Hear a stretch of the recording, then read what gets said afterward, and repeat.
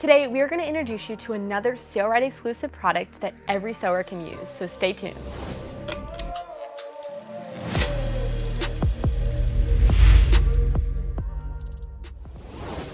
Sailrite Patterning Material is a clear plastic sheeting material that is used to pattern sewing projects.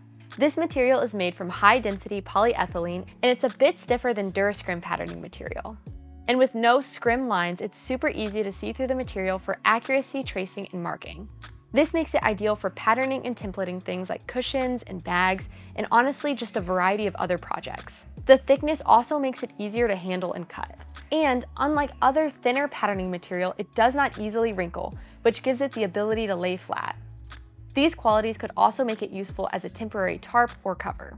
So it really is a very useful material to have on hand for a DIY. Plus, it's reusable. When patterning, you can use basting tape to temporarily stick the material in place for a tight, wrinkle-free patterning surface to trace.